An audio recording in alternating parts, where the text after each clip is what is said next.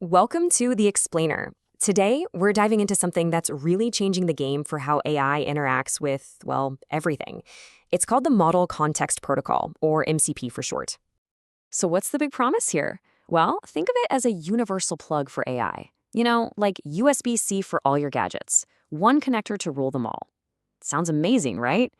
But, and this is a big but, what developers are finding out is that the reality is, well, it's a lot more complicated. There are some serious hidden issues that you absolutely need to know about. All right, so here's what we're going to cover today. First, we'll look at the problem that even led to MCP's creation. Then we'll break down what it is, that USB-C for AI idea. We'll get into the nitty-gritty of how an MCP call actually works, and then compare it to something you might already know, function calling. And stick around, because the last two parts are crucial. The real cost of using all these tools and how to design smarter, safer agents. This is the stuff you'll really need to know. Okay, section 1, the AI integration problem. So to really get why MCP is such a big deal, you have to understand the mess it was designed to clean up. Before MCP came along, trying to get AIs to talk to external systems was a total nightmare. It was a chaotic free-for-all. This whole situation has a name. It's called the N by M problem, and it's exactly what it sounds like. Let's say you have a handful of AI models, that's your N, and you have a bunch of tools you want them to use, that's your M. Well, you had to build a custom integration for every single pair. So if you have 5 models and 10 tools, that's not 15 connections, it's 50. Every time you added a new model or a new tool, the work just exploded. It was completely unsustainable. So, into this chaos steps Anthropic. They released the Model Context Protocol to try and create a universal standard and, fix this mess once and for all. And here it is. The Model Context Protocol, or MCP. The best analogy, really, is USB-C for AI. Instead of a million different custom plugs, you get one standard open way to connect any model to any tool. The beauty of this is that developers can build a connector for their tool just one time, and it should work with any AI that speaks MCP. It's all about making everything play nicely together. Okay, so how does this universal connection actually work under the hood?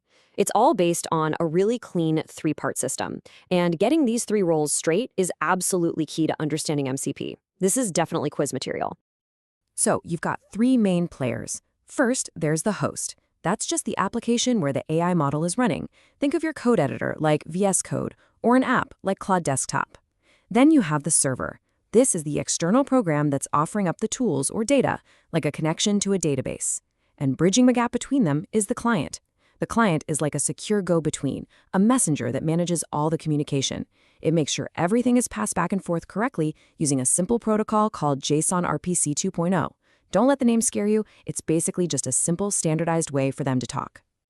Now, the language they speak is built on 5 core concepts, or primitives. Think of these as the fundamental building blocks. You've got tools, which are functions the AI can run, like query a database. You've got resources, which is just structured data it can look at, like a file. Prompts are reusable sets of instructions. Root is a big one. It's a secure way for the AI to access local files. But the one that's really cool is sampling. This actually lets the server ask the AI for help, like, hey, can you help me write this complex SQL query? It makes it a 2-way street, which is a huge deal. All right, so if you've ever played around with OpenAI's models, you're probably thinking, hey, this sounds a whole lot like function calling. And you're not wrong. They solve similar problems. But their design, their whole philosophy is actually very, very different. Let's put them side by side and see what that means. Okay, so check out this breakdown. Function calling is all about being direct and simple. You basically list the functions the AI can use right in your API call. It's quick, it's easy, and it's perfect for smaller, specific tasks. MCP, on the other hand, is built to be a whole protocol. It's more complex to set up, for sure, but it's designed for bigger, enterprise-level systems. The really big difference here is security and discovery. With MCP, the connection is sandboxed, and the AI can do what's called dynamic discovery. It can actually ask a server, hey, what can you do for me? Instead of you having to define everything up front. That makes it way more flexible for complex situations.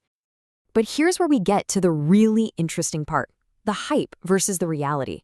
Because MCP makes it so easy to plug in new tools, the temptation is to just add everything. More tools must be better, right? Well, it turns out that's not the case at all. In fact, it can be a huge problem. And you don't have to take my word for it. Look at this comment from a developer on Reddit. They went all in, set up 15 different MCP servers, and ended up only using 4 of them. The rest were, in their words, just token-burning decorations. This perfectly captures the problem of tool overload. Every single tool you add has a cost, and it's a cost that's really easy to miss. So what is this cost? It's all about the model's context window. It's short-term memory. See, for an AI to use a tool, it needs to have the tool's instructions loaded into that memory. So your giant 200,000 token context window isn't really 200K to start with. After the model's own system prompts, you're down to maybe 176,000. Now, look what happens when you add just 8 common MCP servers. Boom. Your usable space gets cut by more than half. You've burned through a massive chunk of your AI's brain power before you've even asked it a question. And that directly impacts its ability to think. And it gets worse. It's not just about the raw number of tokens. It's about overwhelming the model. It's like the paradox of choice. If you give an AI 100 different tools, it can get confused. It has to spend more time and energy just figuring out which tool to use, which can make it slower and less accurate. The general rule of thumb people are finding is that most models start to really struggle once you pass around 40 tools. So if you're building a serious agent, this is a huge bottleneck you need to design around. Okay, so we've seen the promise, we've seen how it works, and we've seen the very real problems. So what do we do? How do we use this powerful protocol effectively and, just as importantly, safely? Let's get into some real-world best practices. All right, but before we talk about anything else, we have to talk about security. This is a critical warning. An MCP server is not just some passive data source. It is an executable program that can run code on your machine. That means a bad server, a malicious one, or even a good one that's been compromised, could potentially read your files, steal your passwords, or do all kinds of damage. So rule 0 is only, and I mean only, run servers from sources you 100% trust. Okay, so with that warning in mind, here are the key best practices. First, start small. Don't try to boil the ocean. Pick one server that solves one real problem you have. Second, read only first. Before you give any tool permission to write or change files, let it run in read-only mode for weeks. Make sure it does what you expect. Third, and this is so important, less is more. Be ruthless. Curate your tools. If you're not using a server, uninstall it, especially the ones that eat up a ton of tokens. Fourth, if you're in a business setting, you should seriously consider banning third-party servers altogether. Build your own or use ones from your primary provider so you control the security. And finally, my personal favorite, prefer native CLIs. This is a huge token-saving trick. The GitHub MC server, for example, costs a whopping 55,000 tokens to load. But you know what? Claude already knows how to use GitHub's command line tool, GH. You can just ask it to use that instead and save yourself tens of thousands of tokens. It's a no-brainer. And all of this really leads us to one big final question. MCP is handing us the keys to build some incredibly powerful autonomous AI agents, systems that can go out and find and use tools all on their own. But when you give an agent that kind of power and something goes wrong, who's really in control? The protocol is just the blueprint. The real challenge for all of us is to use that blueprint to build systems that are not just powerful, but also safe, secure, and ultimately trustworthy.